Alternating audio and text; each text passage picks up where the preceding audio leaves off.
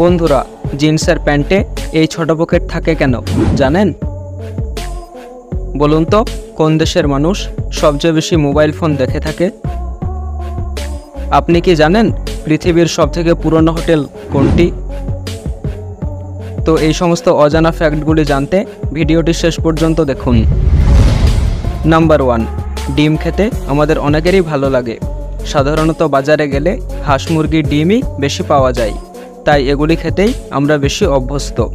কিন্তু এই দুই পাখির ডিম ছাড়াও বাজারে অনেক পাখির ডিমই পাওয়া যায়। কিন্তু জানেন কি পৃথিবীতে সবচেয়ে বড় ডিম দেয় কোন পাখি? পাখিটির নাম অস্ট্রিচ বা উট পাখি। চিড়িয়াখানায় গেলে এই পাখি দেখতে পাওয়া যায়। এছাড়াও বিভিন্ন জায়গায় উট পাখি চাষও করা হয় ডিম বিক্রির জন্য। উট পাখির ডিম লম্বায় প্রায় 6 ইঞ্চি হয়। ওজন কখনো কখনো 2 কেজিরও বেশি হতে পারে। আপনি কি কখনো উট পাখির ডিম খেয়েছেন? কমেন্টে জানান। নাম্বার 2, সম্প্রতি কোন দেশের মানুষ মোবাইলের বিভিন্ন অ্যাপে কতক্ষণ সময় কাটায় সে নিয়ে সমীক্ষা চালিয়েছিল ইউআই এবং আইসিসিআই। সেখানেই উঠে এসেছে চমকে দেওয়া তথ্য। রিপোর্ট অনুযায়ী প্রথম স্থানে রয়েছেন ইন্দোনেশিয়ার মানুষ। তারা সারাদিনে বিভিন্ন অ্যাপে গড়ে 6.1 ঘন্টা সময় কাটান। আর এই তালিকার ষষ্ঠ স্থানে জায়গা পেয়েছে আমাদের ভারত। সমীক্ষা অনুযায়ী দিনের 4.8 ঘন্টা সময় মোবাইলে কাটান ভারতীয় নাগরিকরা। নাম্বার 3, আপনি কি জানেন পৃথিবীর সবচেয়ে দামি ও দুর্লভ ধাতু কোনটি? সেটি হলো ফ্রান্সিয়াম।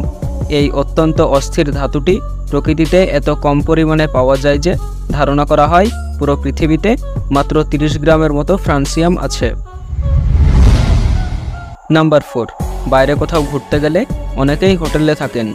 পৃথিবীর নানা প্রান্তে অনেক হোটেল রয়েছে, কিন্তু পৃথিবীর সবচেয়ে পুরনো হোটেল কোনটি জানেন? জাপানে আছে প্রাচীনতম হোটেল। এই হোটেলটির নাম নিশিয়ামা অনসেন কিউনকান। 37টি কক্ষ আছে এই হোটেলের মধ্যে। এই হোটেলের একপাশে আছে নদী, ঘন জঙ্গলের পাশে আছে এই হোটেলটি। এই হোটেলটি 705 খ্রিস্টাব্দে বানানো হয়েছিল। এই হোটেলটি 1300 বছর ধরে আজও চলছে। এখানে এক রাত কাটানোর খরচ $408, যা ভারতীয় মুদ্রায় প্রায় 33,638 টাকার মতো। অনেকেই এই হোটেলে থেকেছেন। এই হোটেলের নাম ওয়ার্ল্ড রেকর্ডসে আছে। নাম্বার 5, আমাদের অনেকের ধারণা মেঘ তুলোর মতো হালকা ভাসমান বস্তু, কিন্তু আসলে তা নয়। আকাশে ভেসে বেড়ানো একখণ্ড সাধারণ আকারের মেঘের আয়তন আমরা খালি চোখে যা দেখি তার চেয়ে অনেক বেশি, তাই এর ভরও অনেক বেশি হয়ে থাকে। এরকম একখণ্ড মেঘের ভর 100টি হাতির চেয়ে বেশি, অর্থাৎ প্রায় 10 লক্ষ পাউন্ড। নাম্বার 6, আপনি যখনই জিন্স পরছেন আপনি নিশ্চয় লক্ষ্য করছেন যে এতে একটি ছোট পকেট রয়েছে, কিন্তু অনেকেই হয়তো ভাবছেন এর কাজ কি। খুব কম মানুষই জানেন কেন জিন্সের মধ্যে এই ছোট পকেট দেওয়া হয়েছে। আসুন জেনে নেওয়া যাক সেই সম্পর্কে। জিন্সে যে ছোট পকেট দেখা যায় তাকে ভেজা পকেটও বলা হয়। এই ছোট পকেটটি ঘড়ি, চাবি এবং ছোট জিনিস রাখতে ব্যবহার করা হয়। এই ছোট পকেটগুলি 19 শতক থেকে জিন্সে দেওয়া শুরু হয়েছিল। এটি একটি ঘড়ি, অর্থাৎ একটি হাত ঘড়ি রাখার জন্য ডিজাইন করা হয়েছিল।